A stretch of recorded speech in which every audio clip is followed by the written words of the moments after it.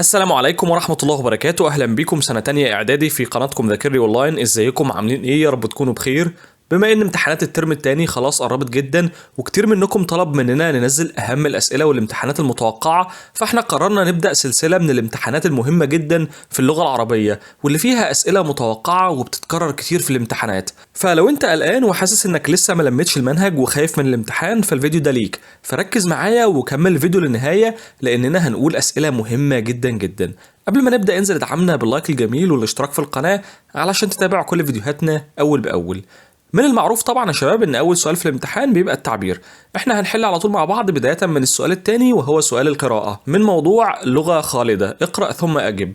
ان اهمية اللغة العربية تكمن في انها المفتاح الى الثقافة العربية، وهي بذلك تتيح لمتعلميها الاطلاع على كم حضاري وفكري هائل لأمة تربعت على عرش الدنيا عدة قرون وأنتجت إرثا حضاريا في مختلف الفنون. السؤال الأول بيقول لك تخير الإجابة الصحيحة. مرادف تتيح إيه يا شباب؟ يا ترى تهيئ ولا تيسر ولا كلاهما صواب؟ بيقول لك في النص وهي بذلك تتيح لمتعلميها الاطلاع. كلمة تتيح هنا بمعنى تهيئ وبرضه تنفع بمعنى تيسر، يبقى الاتنين نفس المعنى، يبقى اختار الإجابة التالتة كلاهما صواب. طيب مفرد الفنون إيه يا شباب؟ سؤال سهل جدا، مفرد الفنون الفن. طيب ما هي أهمية اللغة العربية وما عدد الذين يتحدثون بها؟ طبعا أهمية اللغة العربية شباب بترجع لأنها المفتاح إلى الثقافة العربية، وكمان هي وسيلة التواصل مع أهلها اللي هي أهل اللغة العربية يعني. أما بقى الجزء الثاني من السؤال بيقولك عدد الذين يتحدثون بها، هقول له 1.25 مليار من البشر. طيب بيقول لك علل تعتبر اللغة العربية من أعرق اللغات الحية على الأرض. ليه بتعتبر اللغة العربية من أعرق وأقدم اللغات الموجودة على الأرض؟ هقوله طبعا لأنها أمضت من الزمان ما يزيد عن 1600 سنة منتشرة في معظم أرجاء الأرض.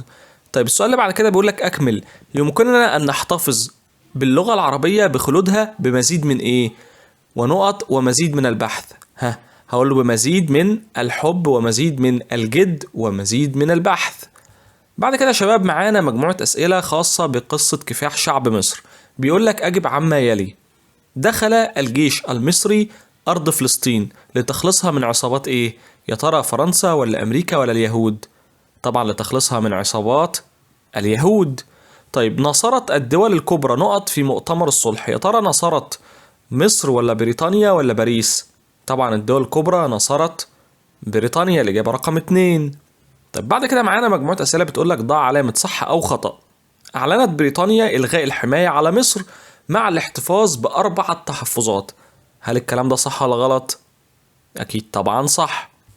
طيب السؤال التاني بيقولك أطلق الأعداء سراح الطالب جواد حسني لأنهم يئسوا من أن يبوح بأسرار زملائه. الكلام ده صح ولا غلط؟ طبعا غلط، هم ما أطلقوش سراحه، هم قتلوه. طيب بيقولك لماذا أوفدت بريطانيا لجنة ميلنر إلى مصر وما موقف الشعب المصري منها؟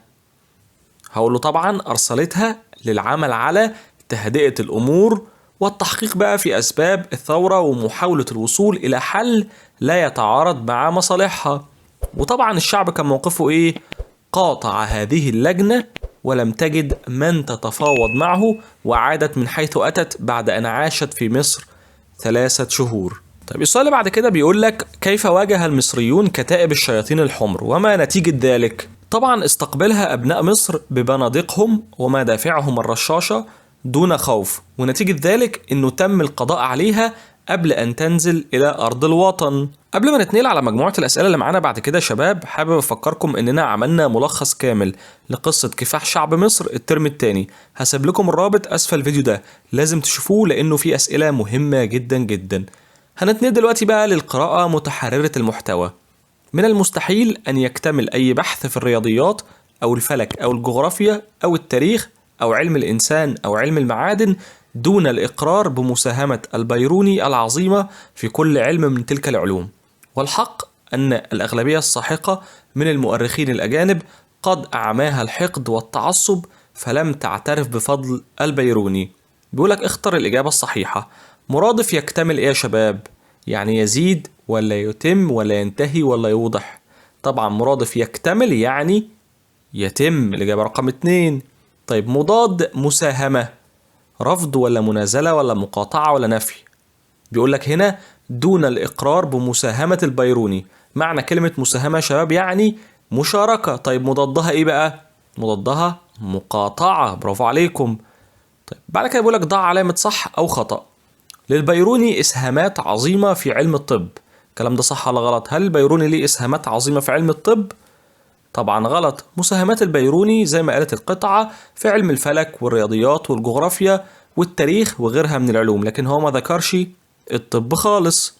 طيب بيقول لك أعمى الحقد عيون المؤرخين الأجانب عن إسهامات البيروني. الكلام ده صح ولا غلط؟ هقول له طبعا صح. نركز يا شباب، الإجابة بتبقى موجودة في القطعة بنسبة كبيرة، نركز عليها ونقراها مرة واتنين قبل ما نجاوب.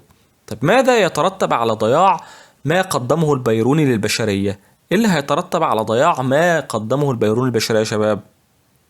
ممكن أقول له مثلا ستفقد البشرية تراثا علميا كبيرا في كثير من المجالات، مما يؤدي إلى التراجع والتخلف الحضاري. طيب بعد كده معانا أسئلة النصوص من نص تبارك الله أحسن الخالقين. بسم الله الرحمن الرحيم. وهو الذي أنشأكم من نفس واحدة فمستقر ومستودع قد فصلنا الآيات لقوم يفقهون. صدق الله العظيم. تخير الإجابة الصحيحة. جمع نفس يا شباب؟ طبعا جمع نفس أنفس، برافو عليكم. طيب مرادف يفقهون يعني إيه يفقهون؟ يفقه الشيء يعني يفهمه، يبقى هقول له الإجابة رقم 2. مرادف يفقهون يفهمون. طيب ما الحقيقة التي تشير إليها الآية السابقة؟ إيه الحقيقة دي يا شباب؟ هقوله طبعا إن الله سبحانه وتعالى هو الذي أنشأنا من نفس واحدة وهي آدم عليه السلام. طب بيقولك هات من الآية السابقة أسلوب توكيد وبين آداته. هقول له يا شباب هقول له قد فصلنا الآيات. أداته إيه؟ أداته طبعا قد. طب السؤال اللي بعد كده بيقولك اكتب مما حفظت ما يدل على أن الله خلق النجوم ليهتدي بها الناس في الظلمات. هقول له إيه؟ هقول له بسم الله الرحمن الرحيم. وهو الذي جعل لكم النجوم لتهتدوا بها في ظلمات البر والبحر وقد فصلنا الآيات لقوم يعلمون. طيب من نص العلم واجب. بيقول لك في العلم تخفيف لما يعرو الحياة من النوائب، في العلم توسيع لأبواب التجارة والمكاسب. تخير الإجابة الصحيحة. مرادف يعرو يعني إيه يا شباب؟ بيقول لك في العلم تخفيف لما يعرو الحياة. يعلو ولا يرحل ولا يصيب؟ مرادف يعرو طبعا يصيب، الإجابة رقم 3. طيب مفرد النوائب إيه؟ النائبة ولا النائب ولا النوبة؟ طبعا مفرد النوائب الإجابة رقم 1 النائبة. طيب قائل النص هو الزهاوي ولا الهراوي ولا شوقي؟ طبعا قائل النص ده يا شباب هو الزهاوي، الإجابة رقم 1. طب بيقولك للعلم فوائد كثيرة، اذكر بعضها من خلال البيتين السابقين. هقول له إيه بقى؟ هقول له إن العلم ده من خلال البيتين بيخفف عن الإنسان المصائب وبيساعده على تحملها وتجاوزها وبيوسع له أبواب الرزق والتجارة. طيب ما الجمال في قول الشاعر توسيع لأبواب التجارة؟ هقوله ده طبعا إيه؟ تصوير للتجارة بالديار التي لها أبواب يفتحها العلم. طيب بعد كده يا شباب معانا نص الفلاح. بيقولك أنا الفلاح في مصر أرد ترابها تبرا فلا تبقي يدي قفرة بواديها ولا فقرة. تخير الإجابة الصحيحة. مرادف أرد يعني إيه؟ أجيب ولا أدفع ولا أحول؟ طبعا أحول، الإجابة رقم 3. طب جمع وادي إيه؟ سؤال سهل جدا، جمع وادي أودية. طيب بيقولك كيف يرد الفلاح التراب تبرا مبينا أثر ذلك على مصر. إزاي يا شباب؟ هقول له يرد الفلاح التراب تبرا بعمله وجهده الوفير. طب وده أثره على مصر إيه؟ طبعا أثره إن بيبقى فيه وفرة للخيرات في مصر. طب ما الجمال في قوله أنا الفلاح في مصر؟ ده يا شباب ده تعبير بيدل على فخر الشاعر بكونه فلاح مصري. طب بيقولك ماذا تعلمت من هذا النص؟ هتقول له يا شباب هقول له تعلمت مثلا أهمية دور الفلاح في نهضة مصر. طيب هنتنقل دلوقتي بقى لجزئية مهمة جدا وهي النحو. القطعة بتقول يا بني لقد بقي على شهر رمضان 5 أيام فاقترب من ربك ولا تجعل الشيطان يزلزل إيمانك واستمع إلى القرآن تجده معينا فكم جزءا تحافظ على تلاوته. أعرب ما تحته خط. شهر هنا تعرب إيه؟ بيقولك لقد بقي على شهر. طبعا شهر هنا هتعرب اسم مجرور بعلى وعلامة جره الكسرة. طيب الشيطان بيقولك ولا تجعل الشيطان يزلزل إيمانك. الشيطان هنا هتعرب مفعول به منصوب وعلامة نصبه الفتحة. طيب تحافظ فكم جزءا تحافظ على تلاوته. سهلة جدا، هقوله فعل مضارع مرفوع علامة رفعه الضمة. طيب بيقولك استخرج من الفقرة السابقة تمييز مجرور. التمييز المجرور هنا يا شباب؟ هقوله طبعا أيام. طيب تمييز منصوب كلمة جزءا. طيب كم وحدد نوعها. كم اللي هنا طبعا هقوله كم جزءا. طب نوعها ايه هنا؟ هنا استفهامية. طيب فعلا مجردا ثلاثيا ممكن اقول له ايه مثلا؟ فعل ايه؟ فعل بقي. او الفعل تجده ده برضو مجرد ثلاثي. طيب فعلا مجردا رباعيا. نركز يا شباب، فعل مجرد رباعي هنا ممكن اقول له مثلا ايه؟